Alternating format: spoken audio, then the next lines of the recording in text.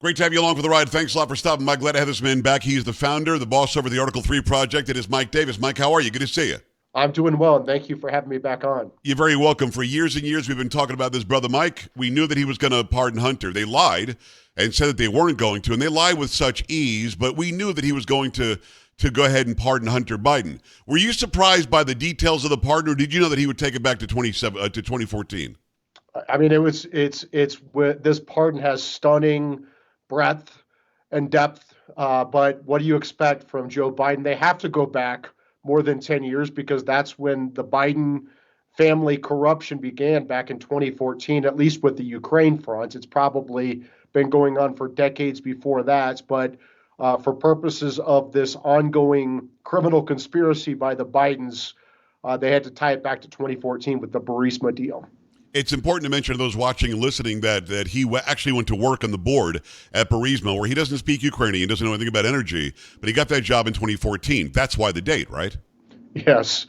And so it's amazing to me that the Bidens have done very, very well from Hunter Biden's newfound interest in Ukraine. Unfortunately, it probably led America into a hot war with the Russians over Ukraine because of the corruption that led to Russia going in and taking Crimea under Biden when he was VP and then trying to take the rest of Ukraine under Biden as president. You notice how Russia wasn't invading Ukraine under Trump. We had peace and prosperity because we had a strong leader who was not corrupted by these foreign payments to his family. I wonder, and again, it's Mike Davis. Go to article3project.org and support everything he does. MRDDMIA over on social. Go follow Mike right now, an important follow.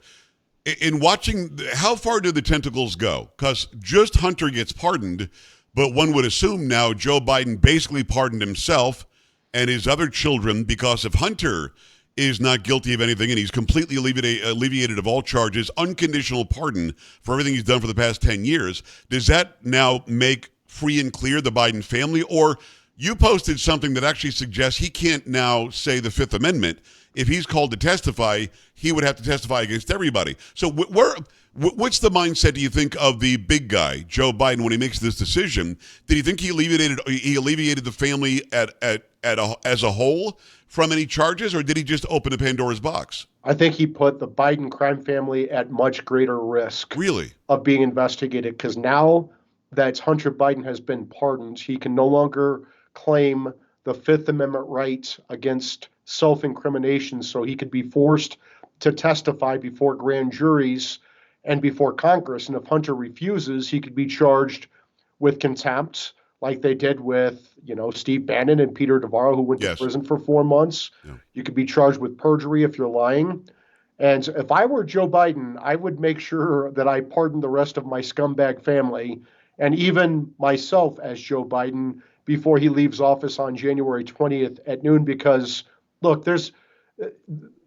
you have over $23 million that House Oversight Chairman James Comer has been able to prove through bank records subpoenaed that $23 million plus has gone into what seems like every Biden family member's bank account, except for the 7-year-old granddaughter who they finally claimed under political pressure.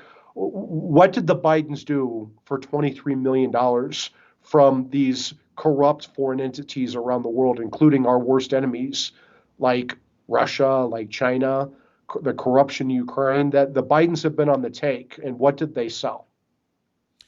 Nothing. They sold influence. That was it. They had no product. They weren't selling Hunter Biden pies. So, I'm with you 100% on that. But so do you literally see him in the next month and 20 days? Just one by one? Ashley, you get a pardon. My brother, Jim, you get a pardon. My sister, you get a pardon. Jill, you get a pardon. I pardon myself. Can you literally pardon yourself? I guess there's nothing that says you can't. It's never been done, but the president's pardon power is very broad and it's absolute. So, I think that the Office of Legal Counsel in the Justice Department, the general counsel for the executive branch, would take that position. And I imagine that the Supreme Court would also agree with that position. So, yeah, the Bidens still have a lot of explaining to do, and they can't hide behind their Fifth Amendment right to self-incrimination if they've been pardoned. If I were the House Judiciary Committee or the House Oversight Committee or any of these other committees, I would call in Hunter Biden and do it with a subpoena, compel him to testify, because this isn't about Hunter Biden's hookers and below and whether he's being a creep with his nieces. This is about whether the president of the United States is compromised by $23 million plus that they've been able to locate going into his family members' bank accounts. And what did he do for that $23 million? And how do we prevent this from ever happening again? Mike Davis, founder, article3project.org. Go there, support everything he does. Follow him, MRDDMIA, over on social media, X, and on Truth. Mike, there's one last thing on this. I'm all for free speech, as you know. So I believe that Karine Jean-Pierre can lie all she wants, and we can call her out when she lies. But when you're working in an official capacity as the spokesperson for the president, or if you're the president himself, and you are actively lying for months and months, if not years, about something that ended up getting us, and again, we'll tie this all together, I guess, with the next administration, into a war that cost $200 billion and many, many lives. Is there no accountability, really, for somebody like Karine Jean-Pierre, who had to know she's lying or she's just dumb and just said whatever they said, say? But this administration has all, Dan Goldman's been lying his ass off. Adam Schiff's been lying his ass off. Is there really no accountability at all for these people because of the First Amendment? Well, there should be accountability for the people who engage in a criminal conspiracy against rights under 18 U.S.C. Section 241, that these government actors who conspired amongst themselves, along with private actors like say maybe Andrew Weissman or Norm Eisen, yes, to run this unprecedented Republic-ending lawfare against President Trump, his top aide Steve Bannon, Peter Navarro, who went to prison, his supporters on January 6th, who the Supreme Court held in the Fisher decision last June were politically persecuted, parents being targeted by the FBI for being outraged by gender chaos in schools, right, and the resulting rapes, the Christians being targeted for praying at abortion clinics under the FACE Act while nothing happens to Planned Parenthood activists who are terrorizing pro-life crisis pregnancy centers or Catholic churches, or BLM, Antifa, Hamas supporters being a hell of a lot more destructive and deadly than anything that happened on January 6th. There has to be accountability for what happened. It's very clear from how they dropped these charges right after the election, after they said the election doesn't matter, this is about justice, and then they dropped the charges right after the election. That proves that this was lawfare by the Democrats and election interference. They must face severe legal, political, and financial consequences from the Trump 47 Justice Department, from House Republicans, Senate Republicans, state AGs, so this never happens again. Well, what you just said is fact. It's verifiable fact. It's not even opinion anymore. This was about lawfare to interfere with an election, period. KJP was asked today, had Harris not lost, would this have happened? And her answer was no. I mean, Hunter Biden doesn't get a pardon if Harris wins. That says everything. Then when she was asked about it some more, she said, I'm not going to talk about a hypothetical. At the end of the day, this was exactly what you've been telling my audience and me and people well beyond my show for years now. This is lawfare, start to finish, end of story. It is Mike Davis. We always appreciate the time. Let's talk about Kash. Our good friend Kash Patel would be perfect for the FBI.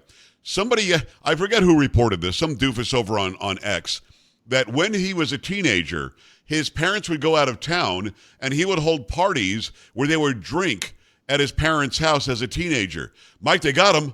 He acted like a teenager. Kash can't be the FBI director. Is there any apprehension in your mind, in the thought process of these senators on the right, to where they couldn't say yes to Kash? He's a shoo-in, is he not? Look, if throwing kegers in high school is disqualifying, there's yet another reason I could never be confirmed to anything, because I throw them every damn weekend to my parents' horror. So no, right.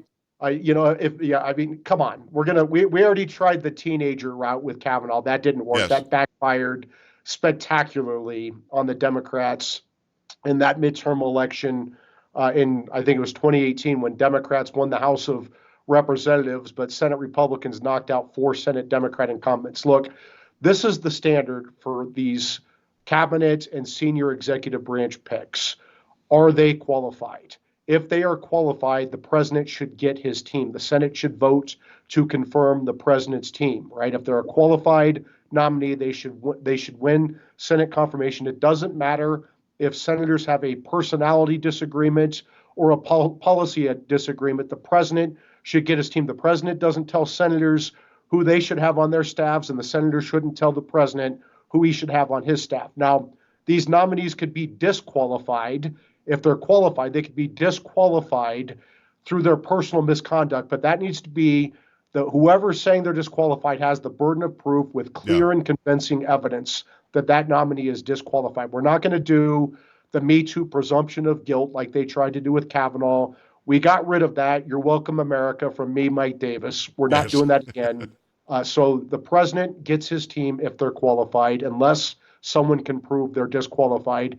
And throwing kegers in high school is not disqualifying. It actually makes me like Kash even more. Same. I did a video about Kash being nominated, and I took a piece of an interview that I did with him, and I posted it, and TikTok took it down, guidelines on misinformation, blah, blah, blah. I appealed, and I got it back up. But you can already see what's happening. They need to shield the public from hearing and seeing what Kash has been saying. And what he's been saying is the DOJ is in trouble. And I'm going to fix the FBI, and I'm going to fix the DOJ if I get a chance. And these are the steps that we need to take when we do that. And they're freaking out. When Andrew McCabe is out there 3 minutes after the announcement, and he's almost weeping on CNN, you know something good's happening, I would think. Look, they know that President Trump is over the target by picking Kash Patel to lead the FBI for President Trump. And yes, he's leading it for President Trump. The Justice Department, the FBI, they're not independent of the President of the United States. That is dangerous for people to think that the FBI and the Attorney General don't report to the President of the United States. That is admitting what they've been saying is a conspiracy theory all along, which is there's the deep state. If the AG, if the FBI, if the people of the Justice Department don't think they report to the duly elected President of the United States, then there is a deep state. And so Kash Patel is going to go in there. He's already proven in the past as a public defender, as a top national security prosecutor, including an award-winning one under the Obama Justice Department. So he can't be so bad if the Obama Justice Department gave him awards for his prosecution as a national security prosecutor, as a House Intel top official, Director of National Intelligence top aide, White House Security Council top official, the Pentagon Chief of Staff. Yeah, the Chief of Staff, yeah. This guy checks every box. He's going to go in there. He's going to clean house. He's going to be a bold, serious reformer. I don't give a damn if he's made some crazy comment on your show or Steve Bannon's show. I do it every second of every day. I don't care if he threw high school kegers. Again, that makes me like him more. Right. He's going to go in there and clean house at the FBI. And that's why people like Andrew McCabe and Andrew Weissman and these other rats are terrified of Kash Patel. MRDDMIA over on X and on Truth. It is Mike Davis. Go and support what he does. The Article3Project.org. Article3Project.org. It's the number 3 in the website. Does Jack Smith get to ride off into the sunset and just have a nice day? Jack Smith's got to face the music, doesn't he? As Jack Smith said to us many times in his press conferences, and nobody's above the law. So if he didn't violate the law, he has nothing to worry about, but he should face very serious probes by the Justice Department's Office of Professional Responsibility, the Justice Department's Office of Inspector General, the Justice Department's Criminal Division, including the Public Integrity Section, the U.S. Attorney in D.C., the U.S. Attorney for the Southern District of Florida, the House and Senate Appropriations Committees, the House and Senate Judiciary Committees, and the House and Senate Oversight Committees, just to start. Maybe even the Georgia Attorney General's office and other offices. Look, this is an obvious criminal conspiracy against rights under 18 U.S.C. Section 241, and it's not just Jack Smith and Jay Bratt and the people who worked for the Office of Special Counsel. It's also these Democrat prosecutors, witnesses, operatives, and even judges all over the country. Fannie Willis, Tish James, Alvin Bragg, Matthew Colangelo, Nathan Wade, Chris Mays in Arizona. Judge Ingeron, Judge Shutkin, Judge Mershon. I think that when you work together to politicize and weaponize our intel agencies and law enforcement agencies to go after your political opponent for non-crimes, that is the very definition of 18 U.S.C. Section 241, conspiracy against rights. What do they need, though, Mike? Is there a I don't know. Is there a smoking gun here? Do you need some? You and I both know that Merrick Garland and Matthew Colangelo and Joe Biden and Nathan Wade in Biden's office and everything, we know that there was collusion. We know that. But do we need something, even a thin thread, to say this ties it all together? Because I'm guessing they're not stupid. They probably didn't leave. Nathan Wade's stupid. I mean, having admitted that he met in Washington, he was billing people for 24 hours a day. He's dumb. But other than that, I mean, they're pretty careful people, no? No, I don't. I think there's a lot more than a thin thread. I think there's a very strong rope that ties them together, and that it all ties to Joe Biden's White House. You had Jonathan Sue, President Biden's deputy White House counsel, waive President Trump's claim of constitutional executive privilege, going back 250 years to George Washington, that led to Jack Smith's 2 indictments. You had Matthew Colangelo deploy from the number 3 office in the Biden Justice Department, a very senior political appointee, to go to Alvin Bragg's office to bring the first indictment ever against a former president who happens to be their boss's leading presidential rival. And then you had Nathan Wade actually dumb enough to bill his time 16 hours, $250 an hour, $4,000 to Fulton County taxpayers for his 2 meetings with the Biden White House, including the White House counsel. That's a dumb guy. Come on. Just incredibly dumb. So he should be the first witness in the grand jury box for this conspiracy against rights. I'm almost out of time. Mike, thanks for the time. But just very quickly, does Pam Bondi get into place and immediately start that investigation? Is it on her? I have not had these discussions with Pam Bondi, but I know that she's bold, she's fearless, she's highly qualified. She doesn't need the job. She didn't want the job, which makes her perfect for the job. And I have a great deal of confidence that Pam Bondi is going to restore justice to the Justice Department. I do as well, and I have just as much confidence in you, Mike. Thanks for coming on today and explaining all of that so well. It's Mike Davis, MRDDMIA, over on social media. Go and help out the article3project.org. The great work that he does. You've got to go see the threads that he writes. Thanks a million, brother. Really appreciate you. Thank you. All right, man. We're back after this. Stay right here.